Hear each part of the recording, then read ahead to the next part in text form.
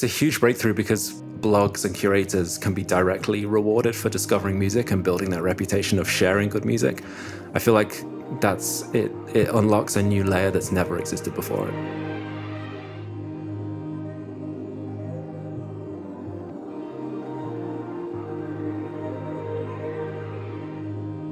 Episode 6 of the Invested Music podcast. Today we're joined by MusicBen, the co-founder of Ziggy Ziggy Music. We talk about his background as a musician, writing for Billboard, and his work as a curator in Web3 music. We talk about the future of curation. We talk about everything from Beachcrimes down to AI music and what it means to be a writer, a curator, and a project manager in Web3 music today. He's an incredible contributor to the space and a phenomenal artist himself. So without further ado, let's get into it. Episode 6 of Invest in Music with MusicBen.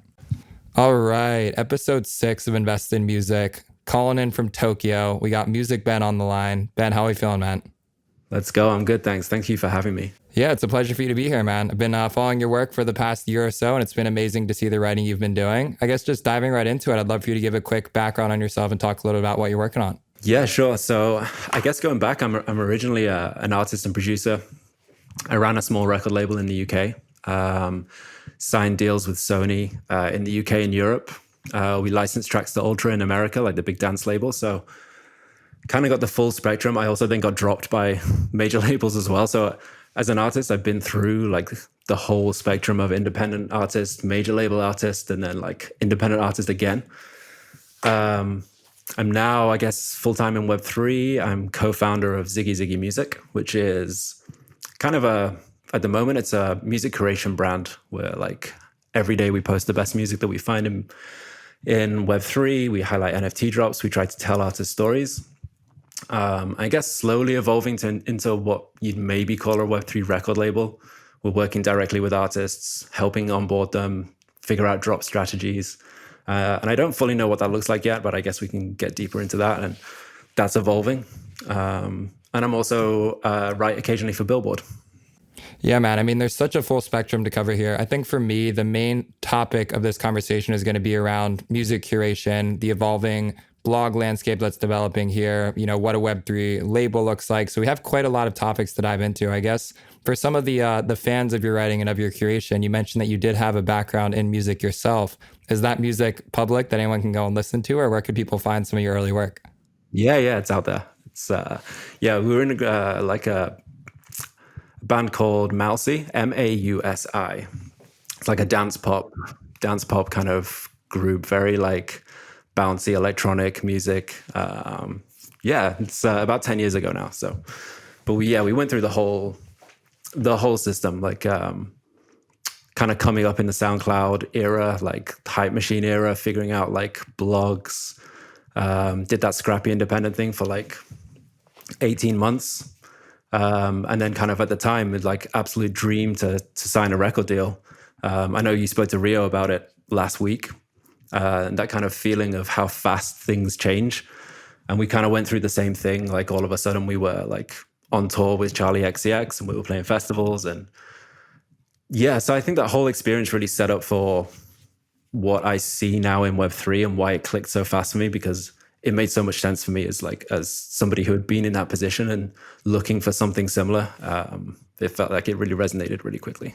I love that. And take me through this timeline here. So what is the year that this is all happening for you? And then what's kind of going in music more generally around that time? What are we now? I think it was like 2014, like coming up to like 10 years ago. And I think at the time it was like, Chainsmokers were, on Hype Machine. Kygo was blowing up on Hype Machine. And we were just from a small town in the UK, and everyone around us was making like rock music and like guitar music, and we didn't really fit into that at all. But we saw this scene happening on SoundCloud, and everyone's remixing each other's tracks, everyone's doing covers, everyone's collaborating, and that just felt so powerful and so amazing. So we just jumped into that. We were releasing songs every week, doing remixes. They were like getting over 1 million views, which it's like not much now, but at the time on SoundCloud, that was a big deal. Then we kind of like figured out the whole blog strategy and realized that if you get certain blogs to cover you, or you're on the Hype Machine, if you get on the top 10 on Hype Machine, your inbox starts blowing up with record labels, managers. We went through that whole process, and Yeah, it was kind of a wild ride, really.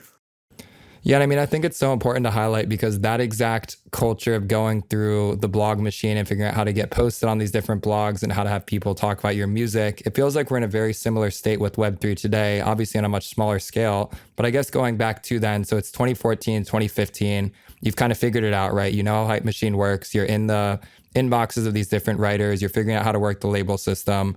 Very quickly, let's talk about the next maybe 2 to 3 years of that. And then on the aftermath of kind of figuring out SoundCloud and discovering your creation, what was kind of the backbone of that ended up leading to you becoming kind of the person that you are today? Yeah, so I guess we probably spent like 2 years in the major label system. We signed single deals with like, so what happened was we signed a 2-single deal with the option to do an album. So we spent a year doing like promoting these 2 singles, which was amazing. We went on the road, we did festivals. Our music was being played on Radio 1. It was like, as a like kid in your very early 20s, it's like the coolest thing that's ever happened. And then you realize that like you're actually stuck in the major label system. And if they don't want to release the album option, they won't release it. And so that was where it like really resonated with me, that we didn't own our music. Like all of a sudden, so like we didn't essentially get dropped, but the label didn't want to release they wouldn't decide whether or not to take the option, which meant we couldn't release the music, but we also couldn't take it to another record label. So we were just kind of stuck in this like purgatory situation. And that kind of just drained us for a long, long time. Like we just couldn't get our music back, but we couldn't release it. And yeah, I felt really viscerally for like the first time, like I don't own the music that I make. And then, you know, like I said, when you're a 21-year-old kid and you get a record label advance, you think it's the coolest thing ever. You don't really think too deeply about what it means. And I realized all that like way too late. So yeah, that kind of eventually that kind of just ran its course, and sort of like, we just lost a lot of enthusiasm for it. We didn't really want to keep making music.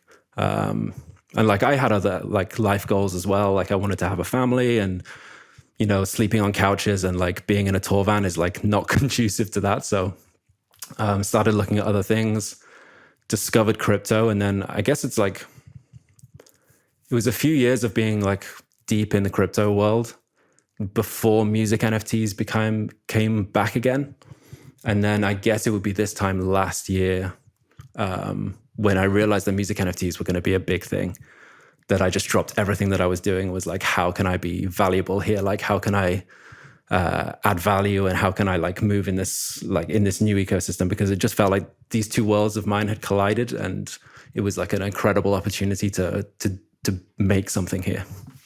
Yeah, and I mean, this is really when you started popping up on my radar, as I started to notice that you were covering Web3 at Billboard. And not only were you covering it, but you're doing a really great job of just telling the stories in a very authentic way. So I guess before we get into that chapter of your career, talk to me about where writing came into the picture and how you even got into the position of being able to write and publish for an outlet like Billboard in the first place.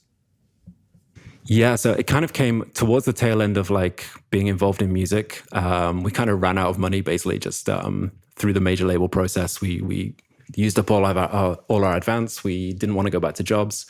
And writing is just something I've always done. Like since I was a kid, I just wrote in books. I have a notebook that I take everywhere with me. So I was like, maybe I can just do some freelance writing on the side. And eventually that just became my career. It was just like, at the time it was filling the gap. And then I was making a full-time income. And then I was just like, I like this. I work from home. I, write for whoever I want.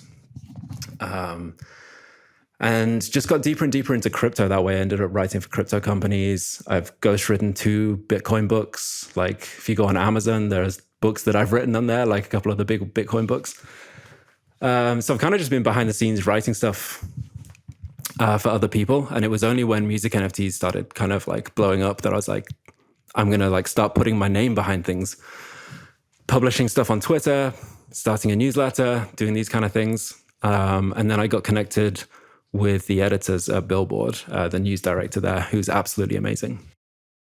Yeah, it's so interesting because that reminds me so much of my early writing in crypto too, where it was like you end up just publishing anything and everything just to be able to publish stuff, to be able to put your work in these different outlets and just kind of get your name out there as a writer. And, I have so much respect for the brand that you've built because it's so challenging to just go out there and figure out how to write about something that you're really passionate about, but you're not really sure if other people are, and then have that work kind of validated and reflected. So, I think that there's so much to be said about writing as just a craft and a hobby in the space in general, but then more specifically zooming in on it, you being one of the very first writers to actually cover music NFTs through an authentic and reputable outlet like Billboard, I think really just elevated your brand in the space from the very early on days. And I'm curious to hear, like, how did you start to think about your positioning in the Web3 music sector with relation to the, publishing and the writing you were doing through Billboard?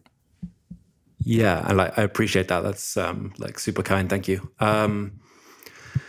Yeah, I've always thought of writing as just like a way to truly understand the thoughts in your head. So like when it came to crypto, I learned by writing. Like I put thoughts out there, and that's how I make sense of what's going on. This is all of this is so new and so complicated.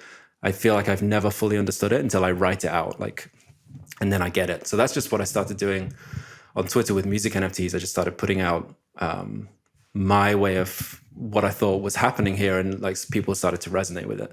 The chance to then work with Billboard, I was a little bit conflicted to begin with, just because I was already so deep into crypto and the music scene. I didn't know like how I felt about that, but the editors have been like absolutely amazing. We put disclosures on everything, and they appreciate having a close inside view of what's going on here. So I actually think that's been really important. But it's been like an absolute highlight of my entire career, being able to write about Daniel's story for the first time, and write about Violetta Zeroni, who's doing something that no other musician in the world is doing, and Billboard are able to cover that. So I really felt that it was a real powerful thing to do, to be able to put these stories in Billboard. So ultimately, that's what kind of really drove me to keep doing that. And we still write the tech stories as well. We covered sound, but it's the artist stories that I think are really impressive, because the one that we did with Daniel, I don't think people understood how much work has gone into it. And then when we talk about Violetta, and people don't know that she spends 24 hours a day on her spaces and building community. People just think the music NFTs, sell themselves and these $1 million headlines and stuff. And I think telling those stories about how hard Daniel worked for it, how hard Violetta, and how hard all of these other artists are working, and is really important. So yeah, I've kind of always put that at the heart of everything I do. How do I tell the artist's story better? Yeah, and I think that word powerful is very accurate, because I think on my end, you see these artists posting their Billboard articles on their Twitter, on their Instagram, and it's really just a sign of validation for them. It's saying hey, what I'm doing is being noticed. And in my opinion, I think that it's valuable because an outlet like Billboard is covering it. And I think the one thing that I want to highlight about your writing is there are a lot of writers out there, but the thing that I think I started to really love about your brand individually was that not only were you writing about things on Billboard, but then you were taking those stories and you were synthesizing them and you were posting them to Twitter in the form of tweet storms. You were doing, coverage on different topics outside of what you were publishing on Billboard. And I think this next chapter really starts to highlight where you are today, where, at one point in time, it was kind of like, Ben is the Billboard guy, right? You're publishing these monthly recaps about the top sales in music NFTs. You're doing these big featured stories, and that would kind of be your hallmark content. But then I started to notice that you started to build a brand where it was okay, outside of my coverage in Billboard, if there's a news story that drops today, maybe it doesn't make sense to try and get a Billboard piece for that, but I'm going to break that down into a 5 or a 10 tweet storm. And I think that that's where I really started to notice that your brand was starting to gain a lot of credibility within the Web3 music sector. Yeah, I super appreciate that it's that's kind of been the plan of it. It's because unfortunately we can't cover everything at Billboard. It really takes these standout stories, whether it's Daniel or whether it's sound making a certain breakthrough. There has to be a crossover for mainstream legacy music audience. So things really have to be at a certain level for me to be able to get it over the line, and with the news directors and the editorial team. But there was so much happening in Web3 music that still deserved coverage, I thought. And a lot of the Web3, a lot of music NFT, people are still looking at the data, and people are publishing statistics. But I was no one's telling the artist stories as well. And like I was like, none of this scales or breaks out if we're just talking about like sales data for last year or last month. Like that stuff's interesting to people who are in crypto, for people who are in NFTs. Yeah, average music fan doesn't care how much anyone sells. They just care if the music's good. They want to hear the story. They resonate with like how they came up. They resonate with, the music that they're making. How do we tell those stories, and how do we highlight the music that's going on here? Because I just think none of this breaks out unless music NFTs are cool, unless you see it on Instagram and you just enjoy the music, and then you realize that there's an NFT that someone like Daniel is doing 100 other things as well as releasing music NFTs. So I kind of pivoted a lot of the content towards that side of things, because I feel like long term, that's the only way that this will make sense to people. Yeah, and I mean, if you take it back to your early days going through the Hype Machine system and through SoundCloud and this blog era before, that's all it was. It was great music, and maybe you kind of knew someone on the inside, but at the end of the day, it's like, if the songs were great, they're going to get great coverage because people really love them. And I think what's happening now in Web3 is we're all starting to realize that early on, it was just about sales. Like if you could sell, like you said, $1 million worth of NFTs, chances are someone was going to cover your project. But now I think we're transitioning away from how much can you sell to sort of what is your story and what is your music. And I think that that's a very healthy trajectory for the space, because we're getting away from $1 million headline to, okay, what is the artist story and what is this song saying? And I think that being the focal point for this ecosystem is incredibly important for its next chapter and its growth. Yeah, definitely. Because I mean, it's always been the case in music that like stories are what like people connect with. That's what fandoms are built around. Like obviously the music has to be amazing. That's one factor. But it really is about like how much fans connect with your story. And like you'll talk to people at major labels and they spend a lot of time crafting an artist's narrative and like really working on that. And there's a reason they do that, because it's really important. Because music has this emotional connection that not many other industries do. That's how you build the strongest fan bases. And like you see that in everyone from like Billie Eilish to any major artist. It's the true fans know their entire story. They know where they came from. They know that like Billie Eilish was making music in her bedroom. They've seen inside her bedroom. Like these things are crafted because that's what resonates with people. And we won't break out in Web3 music until we do the same thing and tell stories in the same way. Because like I say, people don't care that you made X amount of ETH last week. They care that, they care how you got here. And I think we're like moving to closer to that space. And I guess that's where we can start talking about curation, because there are more and more brands coming up around curation that are telling those stories, and less like outlets that are only looking at data. And I think that's really healthy. I think that's really, really good. Yeah, and I think that's why I wanted to have you on the podcast at this point in time, because it really does feel like within the last month, we've started to see a number of these different communities pop up. Ziggy Ziggy Music, which obviously you're a co-founder of, Invest in Music, this podcast, you have Own the Sound from Broke Investor. I mean, there's 5 or 6 others that I could name, but for the sake of this conversation, why don't you tell people a little bit more about Ziggy Ziggy Music? What was the inception behind it, and what should people know about the brand as a whole? Yeah, so the inception of it like goes back really, really far, in that like I've always been obsessed with music blogs. I guess that's like my nostalgia for that era of SoundCloud and music blogs and Hype Machine. But I just love the fact that I always loved dance music with kind of a pop edge. And I knew that if I go to Neon Gold blog, I will find the absolute best music of that kind there. And there was like Neon Gold, Disco Naivete, a few others like that. And you knew that you would find the music like that. If you were into hip hop, you'd go somewhere else. You'd go like to certain other blogs, or you'd go to Pigeons and Planes, where you knew that you would get like a certain vibe. And like all of these different blogs had their own brand and their own feel around them.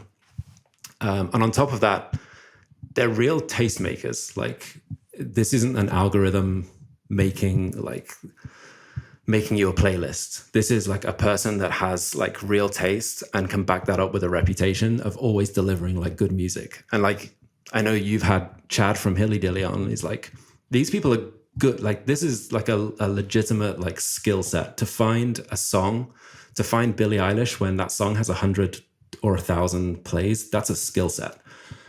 that doesn't really exist anymore because, you'll have algorithms and the other thing is algorithms and playlists on Spotify are so centralized because it's either an editorial playlist or it's an algorithmic playlist.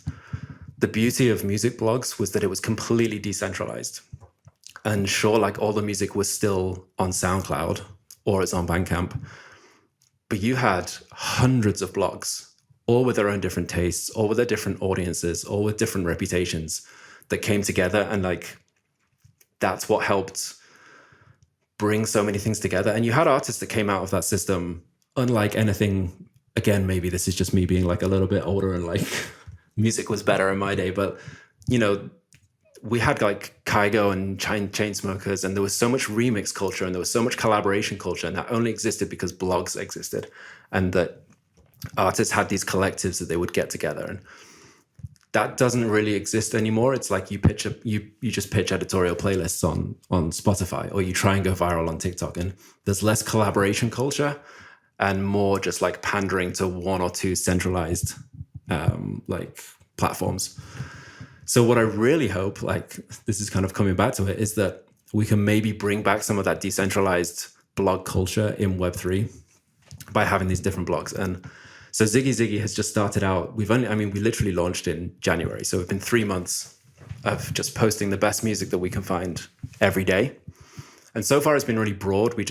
What we think are good artists that are like taking the space seriously, making good music. I think we'll eventually evolve to a space where Ziggy Ziggy will have a sound that you'll be able to trust to come there. And I hope that others, I think what we've done in the last 3 months is maybe prove that this model works. Like we're sharing good music every day. We're getting referral fees. So people are noticing and then minting music based on what we're sharing, which is like blows my mind every time. That's incredible. What I hope is that it's proved that this curation method works, and then it'll inspire more people to do it. And eventually you'll have like Ziggy Ziggy that probably covers more dance pop kind of vibe. And then there'll be others that are like hip hop, and you know that you can go to this certain place to like discover the best hip hop music, or you go to invest in music for like, whatever it is that you're really honing in on. So that's where that brings us kind of to where we are right now. I'm not totally sure where it goes after this. There's a lot of places I could take that answer, but I want to start with the referral fees because I think that this is fundamentally important to the next generation of curation. So if you look at the blogs that were happening on Hype Machine back in the day, they played such an important role in the culture of SoundCloud. Like you said, if you were in the top 10 on Hype Machine, you had record labels in your inbox, you had your song going viral on SoundCloud. But I think that there was a separation between the economics on the curation of Hype Machine and the success that those songs had on platforms like SoundCloud, and then the deals that were being made through email with record labels. But I think the thing I want to zoom in on here is that with this next generation of music blogs, as you mentioned, you guys are getting referrals on these. If someone discovers a song through the coverage that you do and they mint it through your blog, you as the curator are actually getting paid in ETH. And I think that this is really, really important to zoom in on. So why don't you take a second just to explain what this looks like? You guys find a song on Sound, you're covering it, and then someone mints it. Like, take me through that full flow and how that ends up accruing value back to you as the curator. Yeah, so I guess, even if people don't know about this, like Sound has something called Curator Rewards or referral fees. Basically, you grab a link from any song on Sound, if the artist hasn't opted out of it, I think. And you can take that link and put it kind of any way you want. If you want to share it on Twitter, if you want to make a playlist, any way that you want to promote it or put it in your email list. And if somebody clicks through that link and mints the track, then you get a 5% cut of every sale. So how we do it at Ziggy is we post a video every single day of music that we found. And the reason we do that is because we wanted to bring music discovery directly into your social feed. So the one thing that is amazing about like TikTok is that you don't go hunting for music. The music just comes to you. It's like you're just scrolling and the music, it's there. And that's why TikTok is amazing for music discovery, because it does push the best songs, or at least the best melodies or the best snippets of songs to the top, because it comes right to you.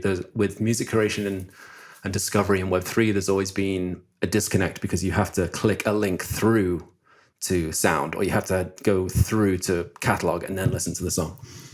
And the reason why, like PFPs and art, I think took off so much faster is because it's straight there in your social feed. Like people have it as their profile pictures. People can post an artwork and you get it immediately. Like you feel something straight away. So our core thing was like, let's just put the music in the social feed. So we make a video every single day. It's like a 30-second like preview of the song. And then underneath that, we put the referral link. So it's like you can listen to the song, then straight away you can go underneath the referral link. If someone clicks through, we get 5% of the mint price. And I didn't really expect. Actually, I was really interested because we started doing this before Sound had referral links, and we had no way of knowing, other than somebody occasionally saying, "Oh, I really love that song, I went and minted it," and I was like, "That's cool," but I had no way of knowing exactly how many people were doing that or whether it was working at all.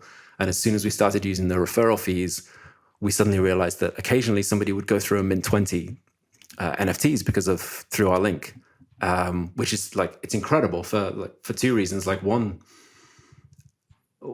I've never, for like my 15 years of like sharing music, making playlists, sending music to people, I've never got a cut of anything that happens. And two, we could actually see directly that people were responding to the curation. So it's an incredibly powerful thing, I think, that Sound have built with the referral fees. And I believe you can do it on other platforms. I think Lens are building it and possibly Zora. But yeah, it's a huge breakthrough because, blogs back in the day, and going back to like Chad and Hilly Dilly, like discovering Billie Eilish, but getting like no kickback for that, like no direct kickback for that. It's kind of crazy. So now blogs and curators can be directly rewarded for discovering music and building that reputation of sharing good music. I feel like that's it. It unlocks a new layer that's never existed before, and I'm pretty excited about it. I could not agree more. And I think it brings us to this really interesting point in sort of music curation and discovery in Web3 in general, where we're almost at this crossroads now. And this is just my personal perspective as someone who's been running Invest in Music and referring people to collect these songs. First of all, it's extremely powerful. I think that at Invest in Music, we've probably had close to 500 referrals at this point in terms of mints that have gone out after different, songs that we've covered. And that's just such a powerful signal because these are exponential systems. Like you look at this now and it's all very small in the grand scheme of things right now. But I look at these things from like an exponential point of view and I'm like, there's going to be a point in time when there's hundreds of thousands of people that are collecting through these blogs. But I think what's interesting to zoom in on here is, topic of this conversation is basically curation in Web3 music. What does that look like? We now reach this point in the road where it's like, do you cover things that are going to allow you to get more referrals because you're a blog that actually has a sustainable business model now? Or do you cover things that are more important to the culture and sort of the ecosystem as a whole, but they might not be able to get you as many sales because maybe that artist isn't as, reputable or able to drive as many sales, whatever you want to call it. And there starts to be this sort of question about what are you covering and why? And I would love to hear about how you think about that at Ziggy Ziggy Music. Yeah, that's like, I was literally talking about this the other day with somebody, because the reason why so many of those blogs in the old days were so powerful was because people just trusted them. They weren't monetizing directly, and you kind of knew that, other than they maybe had some ads on the website, but you trusted that they were just music fans who really like lived and breathed this stuff, and you would go to them and you trust their opinion. If your blog, like if it becomes obvious that you're just posting stuff that will like drive referrals, it erodes a little bit of trust. And so I think you eventually stop going there. So you have to definitely balance that. I think for us, we 100% want to just focus on good music. So we'll post stuff from, on all different, like we post stuff from platforms that don't have a referral fee, and we will always keep doing that because the space only grows when we like find and elevate the best music, regardless of whether I think that they'll get sales or not, because that's the only kind of healthy way that it will grow. Obviously, when I post like Rio Cragen's first drop with SoundSwap that I know is going to be popular, I'm pretty sure like I'm doing that knowing full well that will probably get a few referral fees. But at the same time, like Rio's an incredible artist, so I'm more than happy to like support that and be part of that thing. So yeah, it is a balance, and it's something that curators will have to like be really careful with, I think, because if it becomes too obvious that they're just like shilling the most popular like viral sorts of drops without much consideration for the music, they ultimately won't have sustainable long-term kind of trust. But I think it goes a step further to say that after the referral happens, now these people are collecting music on behalf of your work. So there becomes another level now, which is like, how do you ensure that collectors are actually collecting music that has a chance at making them either feel really satisfied from a personal level because they like the music, or this new playbook, which is like, how do collectors actually make money? And this is something that I think a lot about from my editorial standpoint is there's so much merit in giving shine to artists that deserve the spotlight, that deserve to have more focus on their music, that deserve to have people listen to what they're putting out here. But when people start to collect this music and they put ETH behind it, there also becomes this responsibility for you as a curator to say, hey, if you're spending your ETH on the music that we're posting about, I think that there's an implication that people probably want to make money on the back of that. And I think that's something that's very net new to music as a whole. So I have a lot of opinions on the subject, but I'd love to maybe just toss it over to you here to think about this idea of collectors being able to make money by buying and selling music NFTs. And if you have any thoughts about how that might evolve over the course of the next 6-12 months here. Yeah. Do you mean in terms of like direct return on investment, in terms of like buying a music NFT and then selling it in a year? Yeah, because I think to give some more color there, Invest in Music is the name of this podcast. Something that's a goal of mine would say, hey, if I have an ETH that I can bring into the music NFT ecosystem, I want to go somewhere that I can feel confident that if I put that ETH to work across the songs that we cover and I come back in a year from now, hopefully my collection will be worth more than one ETH. Yeah, that's a good point. I think I definitely I'll start with like my personal, I guess, how I think like I collect a bunch of NFTs, not as many as you, but I'm up there in like among the kind of bigger investors, bigger collectors. And I would say maybe 5 to 10% I think might be worth more in the future. And there's that I bought them potentially for that reason. But the vast majority I definitely buy not expecting a return. It's just like I think about it more of like supporting the entire music ecosystem, Web3 music ecosystem, as much as I can. I don't know if I could pinpoint like 1 or 2 music NFTs that I know will be worth more in the future, but I think they have to be, or else there's only so far that like goodwill of like a collector just wanting to collect because they love the music or because they want to support, that only goes so far. And I do think it's natural that some will appreciate in value, in the same way that artwork NFTs do. Some of them do appreciate in value, and that's just a natural thing. And I think that's the most culturally important music NFTs will undoubtedly be worth much, much more in the future, and I definitely expect that. And I buy some NFTs with that intention, specifically like Genesis NFTs. I think will be very important. NFTs that are like culturally significant in that they represented something new, like the first time Sound did an open edition, the first time Sound did a sound swap, like all of these moments. Like I always think about NFTs as like just defining a moment in time, and that's what makes them valuable. So there's certain NFTs like that, and from certain artists that I just know will still be like pushing this space forward in a year, 2 years, 3 years. That's a very confident bet that their work will be more valuable in the future, especially like the earlier scarce editions.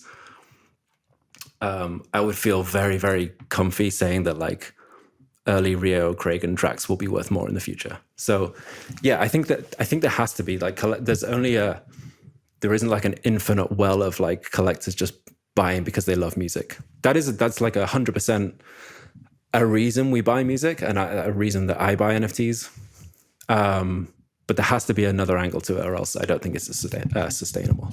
I couldn't agree more. I think something that's important to highlight there is that right now, this is my personal opinion, I think that artists are selling more because of their story than it is because the music is great music. And I think this is something that's really important for us to focus on moving forward. You know, if you go to platforms like Sound, Catalog, Zora, Decent, Lens, all of these, I'd say that the artists that are selling the best are making great music, but I don't think they're selling because they're making great music. I think they're selling because they actually have defined themselves as a significant player within the Web3 music ecosystem. I think something that's really important for this next chapter is for us to actually put aside, you know, what is this artist's cultural moment and what is their actual music saying? Because I think once we start to look at the music as the indicator of success over the artist positioning in the space, that's when I think we're really at like a true, genuine moment for the culture. But I don't think we're quite there yet. Would you agree with that statement?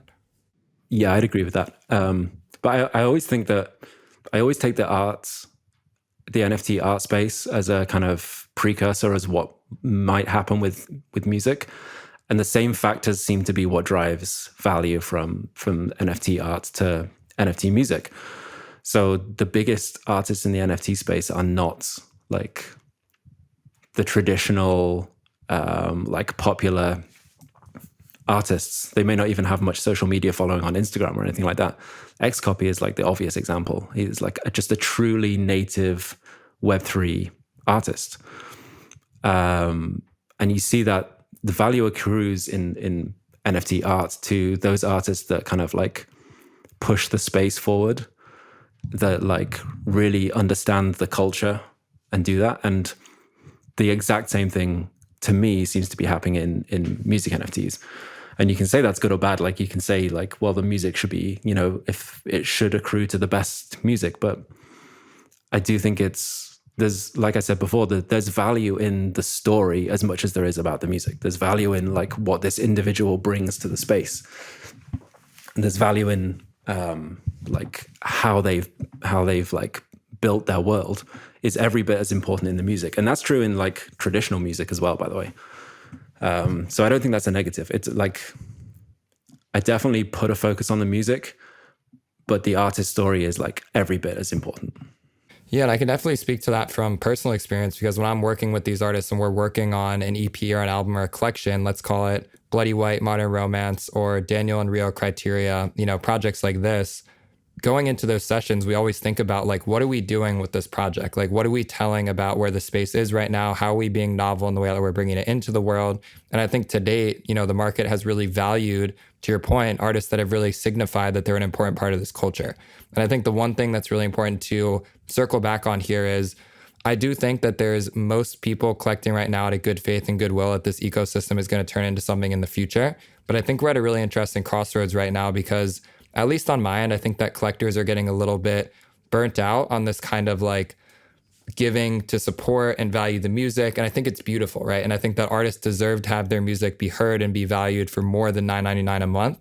But I do think we're reaching this ceiling right now where, frankly, just collectors aren't really making money. You know, I think collectors are buying and collecting music every single week, and I think it's phenomenal music, but I just don't think that there's a return being made right now. And I think that for a lot of people who don't come from a lot of ETH, which is most of the collectors in music NFTs, I think there needs to be a turning point where collectors are somehow making money, or else I do think that we're going to reach, you know, an end of the road at some point where people are just like, hey, I want to support this music and I want to keep collecting it, but I can't keep buying, you know, 10 songs a week for $5 because it's just too much. You know what I mean? And I don't think it's, yeah, I agree. And I don't think it's mutually exclusive that like wanting to make a return on the investment and liking the music, those things can both be true. Like I think a lot of the times I see like comments and stuff, and it seems as if like collectors only want to make a profit. And it's like, we wouldn't be here if that was the only case. A lot of these collectors come from DeFi, they're deep in crypto. They wouldn't be here if they didn't love the music. They'd be flipping altcoins, or they would be like flipping JPEGs, or they would be doing whatever. Everyone that's collecting music is here because they really want music to thrive, because they think that there is a better way to do something. And collecting music NFTs is a way to do that. But I think it's fair to, like, transactional is not the right word. What's the right word?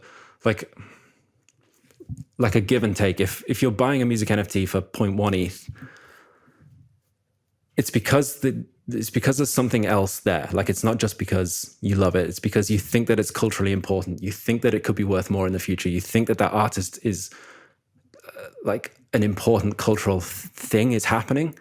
That's where, you know, a 0.1 ETH, a 1 ETH for a 1 of 1, that's when those kind of figures make sense. And I think it's okay to not expect a return, but like anticipate that it might happen, you know?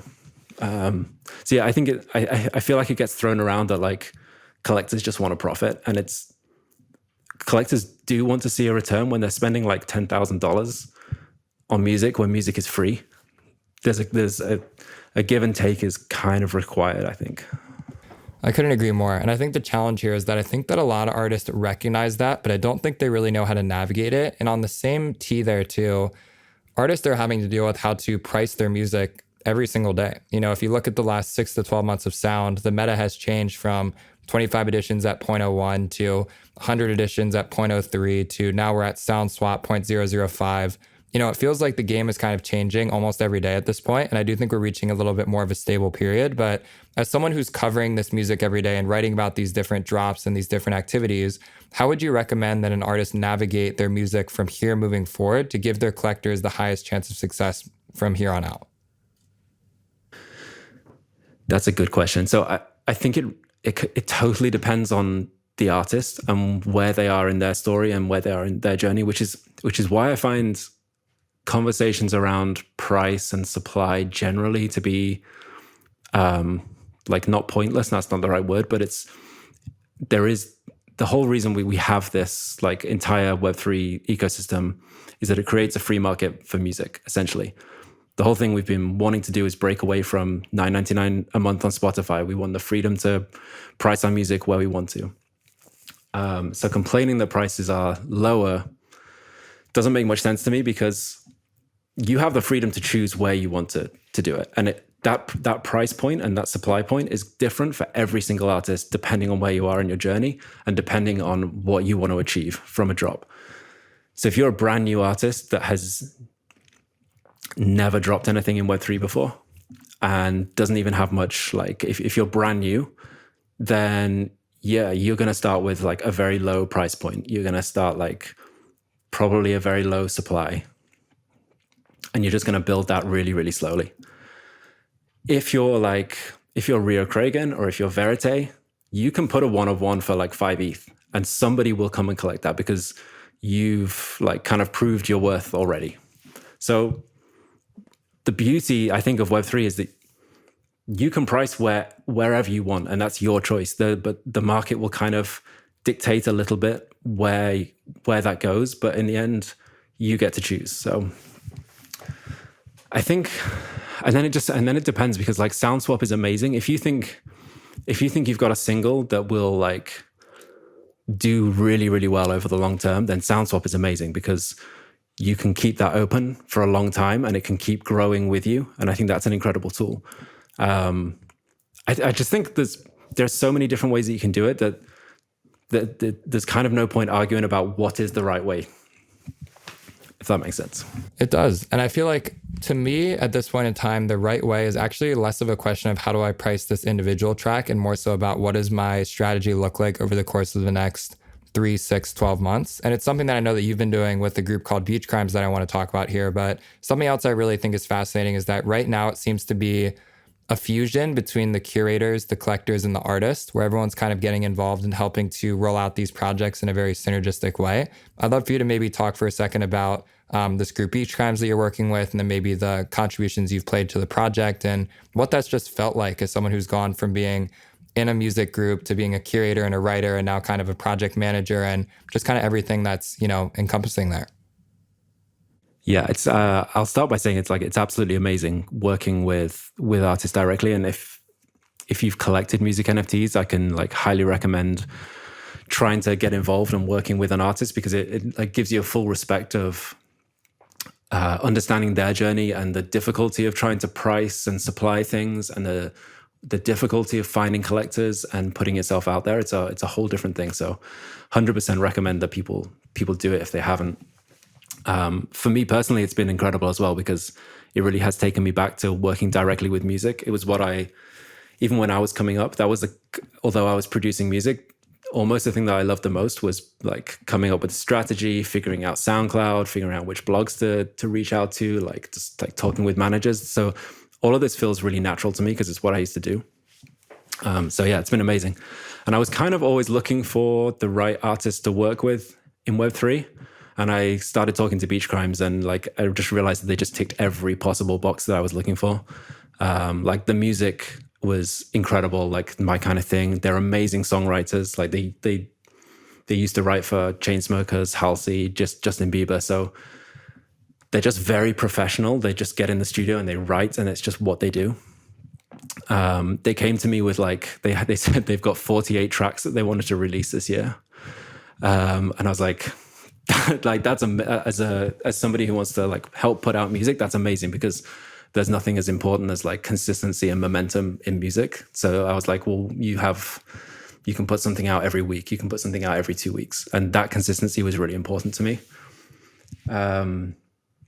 Yeah. So, but at the same time, they literally didn't exist. But like Beachcrimes was a brand new project. They had nothing on Spotify. They had no social media. So it was kind of a tricky one of like, how do you break an artist from nothing into Web3? So that's been really interesting. We started off with like supply of 24 at pretty low price points, knowing full well that we were going to be releasing every other week.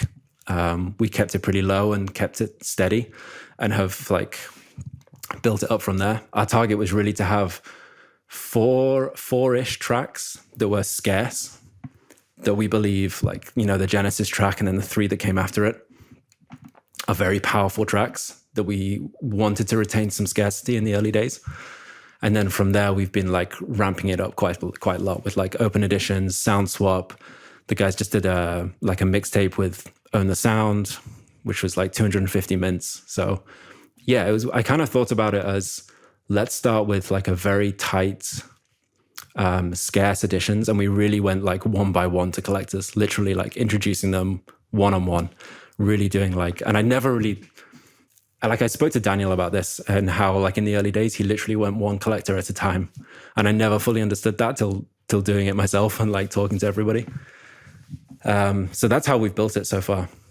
And now I'm at the point where I think they have enough of a community around them that we can start planning, you know, those bigger hallmark drops that you maybe put an EP together and you start telling the story that way. So yeah, it's been an amazing experience, and I definitely encourage people to do more with it. Well, I think you've done a fantastic job with it. I want to give a quick shout out to Beachcrimes because I think they've crushed it since joining the space. And I really want to zoom in on that activation they did with Own the Sound, because I think it was such an incredible song from so many different angles. So you have Own the Sound, which is a new music brand that just launched, you know, very similar in the vein of Invest in Music, Ziggy Ziggy Music. You know, Own the Sound is something that I think is going to be extremely important in the curation landscape. And what I really respect about them is that they launched their community by dropping a song on sound. But this wasn't just a regular sound. They actually ended up taking snippets of a dozen different music NFTs, putting that together into a quote unquote mix. But from my perspective, I thought this was going to be like a 30-minute, 60-minute type thing. But they went a step further and basically recruited Beachcrimes to then take all these samples and cut it up into a 2-minute song, which has become the Own the Sound genesis. And I think that there's just so many layers that are exciting here, down to the splits that the artists were getting paid on. But want to kind of get your perspective on that specific drop and what you think it means for the ecosystem as a whole. Yeah, I absolutely loved what they did with that drop. So it basically came out of when we were introducing Beachcrimes into Web3, we were like, how can we do it? Like, we literally started from nothing. Like, Twitter had 0 followers. Like, they were not on social media at all. We had to like, how do we break in and get people's attention? And also, like, you know, their day job is songwriting. So they're in the studio every day. They're doing DJ sets at night. You know, they can't be on spaces 24/7 like some artists. They can't be like live 24/7. So it's kind of finding a way that they can make an impact in the space, and like they are 100% committed to the space. We were like, how? It's figuring out like what's the right way to do this for the type of artist that you are. And they're incredible at like mixing and DJing. So we're just like, why don't we try and make a mixtape? Like, let's just like I sent them a playlist of like songs I think they would like in Web3. And they've been listening for ages as well. So they had their ideas. And literally overnight, Ryan from Beachcrimes literally just mashed them all together in a mixtape. And he put it online. We tagged all the artists, and it like got such a good such a good kind of response. Like one, that they truly had been like listening to the music, and that they'd been like deeply like learning from the space, and they understood it. And two, that they built something that included everybody. And I think Broke Investor, obviously, who runs Own the Sound, saw that this happened and was like, we should put this on chain. So they did another one. And then, kind of put it up on through his new project directly onto Sound. And I think it's amazing. I think it's amazing too. And I think that it sets this really interesting precedent where curators are now becoming almost like distributors in a way too. You know, you have Loners with Rio Cragen and this project Satellites that they're dropping this week. You know, we talked about it on the podcast previously last week here, but even Own the Sound with them getting Beachcrimes involved here. There's so many layers here that become exciting as a curator, you know, in the sense of curators can now put out music on platforms like Sound. You know, I don't think it's unrealistic for there to be a world where Ziggy Ziggy Music is releasing music on Sound, or, you know, Invest in Music is releasing music on Sound. And I'd love to maybe take this last chapter of this conversation here to talk about the future of Ziggy Ziggy Music. And if you zoom out 1, 3, 5 years from now, like what is your biggest, most utopian vision for what this could become?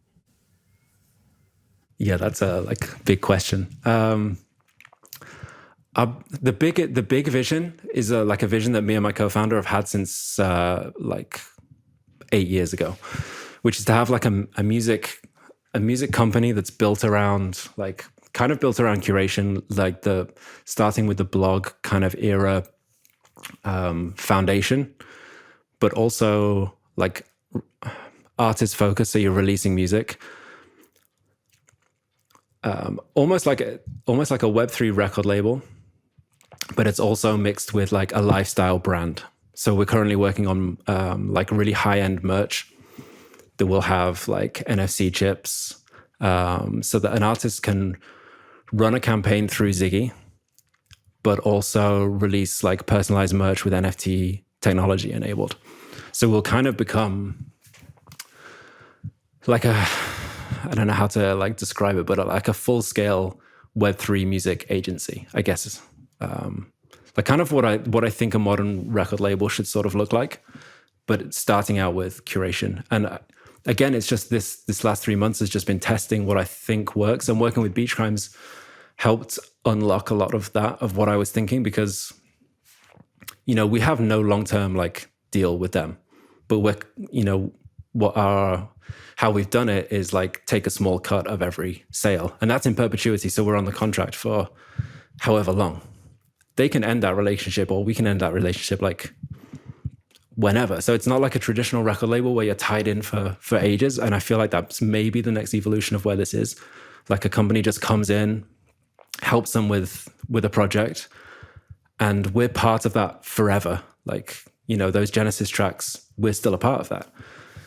So I see a future where music companies are much more reactive, and like can act quickly and much more nimble than a traditional record label.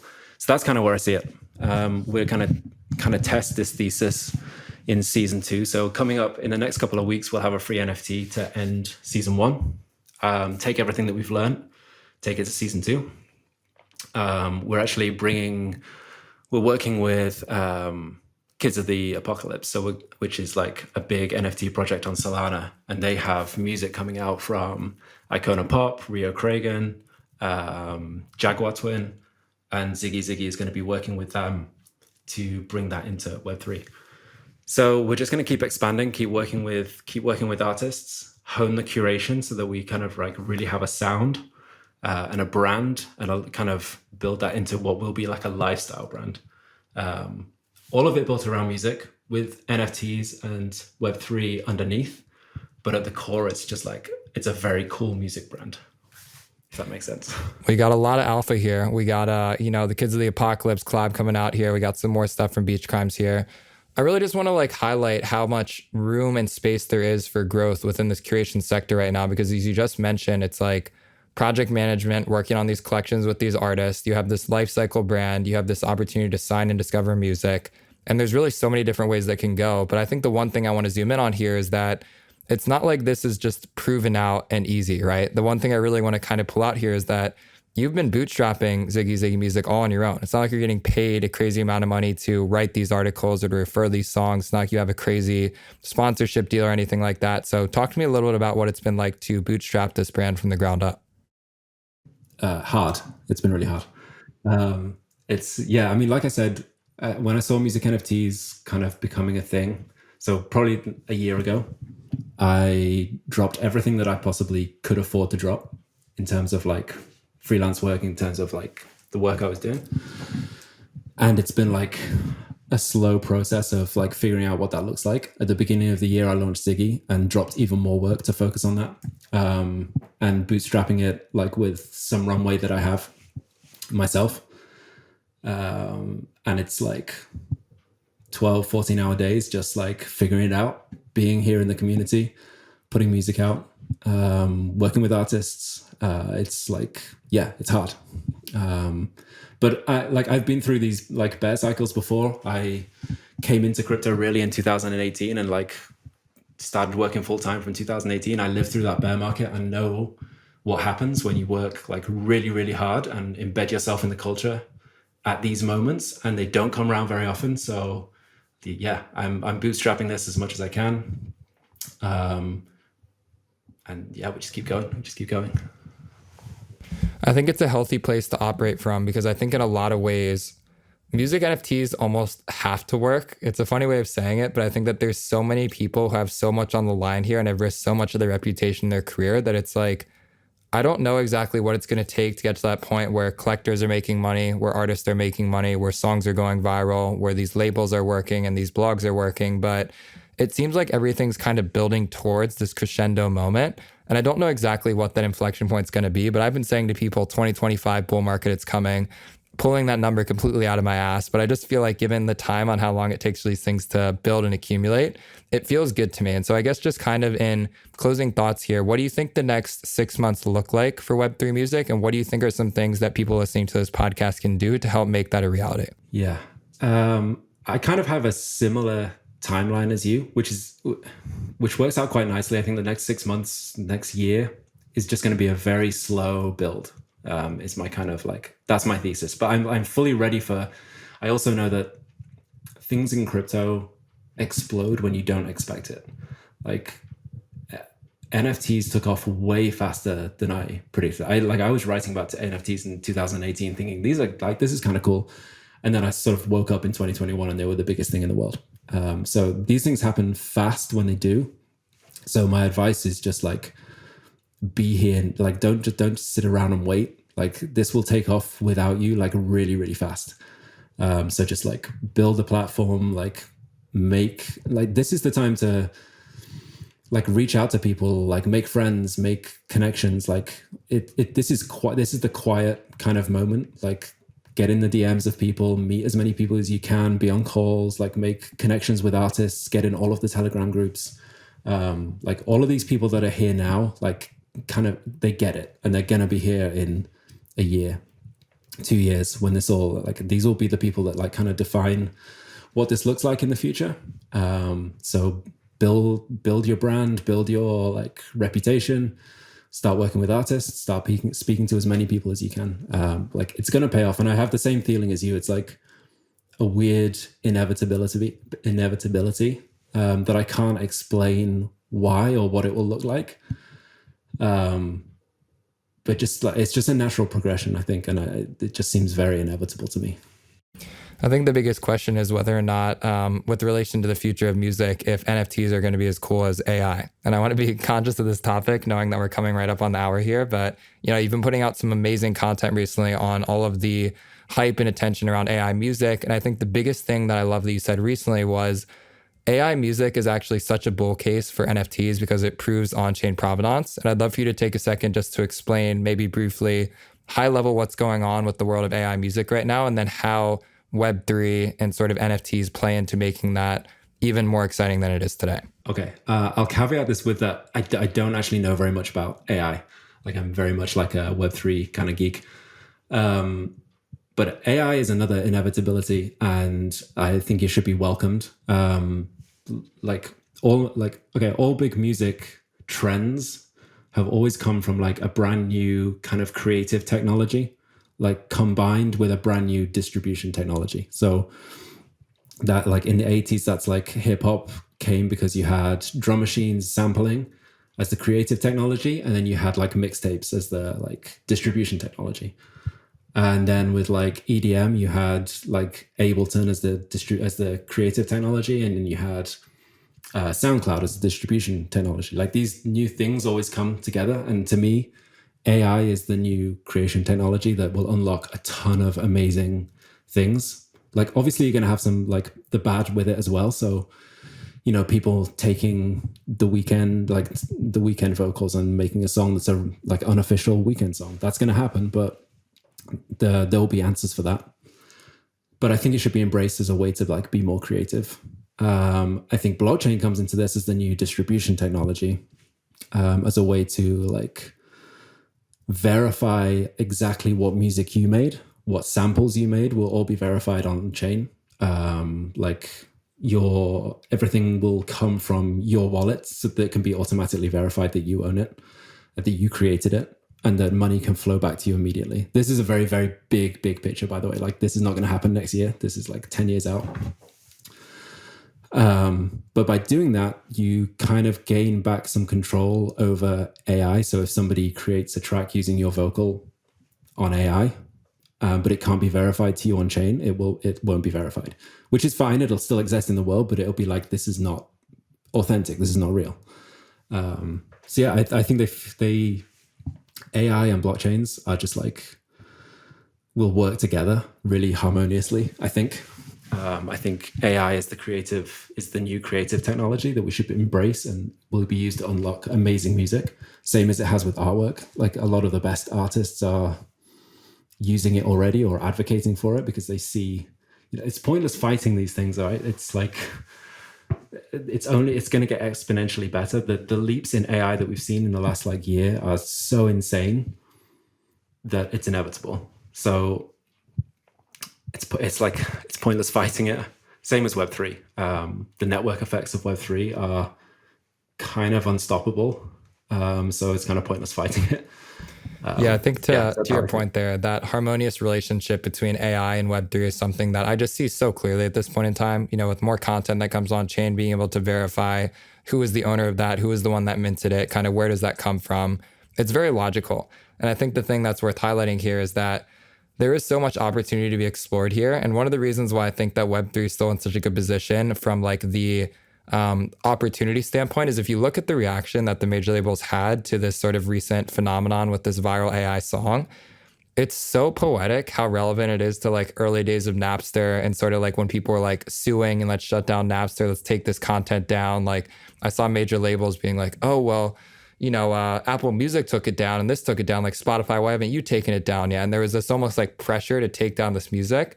The way that I look at it is like, if people really love and like a song, I don't think it should be up to any one person or platform to determine whether or not they want to give value to that. And I think there's a lot of questions around the origin of that IP and who should be getting compensated once that is actually used in some way, shape, or form. But I think there's a very real world in which AI music is having its birth on chain, where it's, dropping NFTs on a platform like Sound or maybe something like Zora or Decent. And it's like, if there's AI music that's coming out and you want to value AI music, maybe it's not about going and streaming it on Spotify. Maybe it's about collecting that song as an NFT.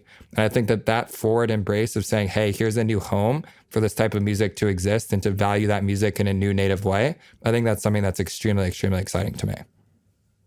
Yeah, I think, and I can see that happening in the same way that like generative art on chain has become easily the most valuable thing, because not only is it amazing, it's a completely new art form that's generated in real time, and recorded on chain, and that's what gives it its value. That's why fidenzas and squiggles are easily the highest thing that you can own as an art collector in the digital world. Music will probably have a similar thing around AI. I don't think generative music has quite tried to kind of copy the art model and didn't quite it's not new enough that it was powerful enough. Whereas AI, I think, actually could do that, minted straight on chain, AI creations, like with the right prompts from amazing artists. Yeah, that kind of feels inevitable to me. Well, I think that there's a million different ways that this could be more exciting. I'm super glad that we had this conversation at this point in time, because I think we're going to look back on the state of Web3 music curation a year from now and be very thankful that we were involved in these conversations today. I guess in closing thoughts, if people want to get more involved with Ziggy Ziggy Music, or if they have questions following this conversation, what's the best place to reach out to you? I'm at MusicBen_ETH on Twitter. My DMs are open, so just reach out there. And we're at Ziggy Ziggy Music on Twitter. And one closing question for you. If you had to pick 3 artists for someone to follow at today's date and time to stay up with the Web3 music ecosystem, who are your top 3 picks? Oh, man. Okay, well, I have to say Beachcrimes. Since they're my baby. And then I would still say Rio. Rio is the defining artist for me in Web3. Everything he does is done with so much intention and kind of selflessness as well. He's not just building for himself. He's building loners. He's building for the whole community. So he would be up there. Third one. I could let you off the hook here if you want, man. I think that was a great answer. I really put you on the spot. So we'll give the shout out to Beachcrimes and to Rio here. Ben, I just want to say thank you again for all the work that you're doing for the community, because, your ability to bring these stories to life and to empower these artists is so important. And I know that so many people feel so grateful for the work that you've done so far. I am extremely bullish on Ziggy Ziggy Music. I'm very thankful to have you as a part of this community. So I know this was the first of many conversations that we have both privately and publicly, but I'm really excited to see where it goes from here. And I really appreciate you coming on the podcast. Yeah, thanks so much, man. It really means a lot. And yeah, let's catch up in 6 months and see where we're at. Let's do it. Well, Ben, thank you for your time. Episode 6, Invest Music in the Books, and we'll see you guys again soon. Go on. Take care. Boom.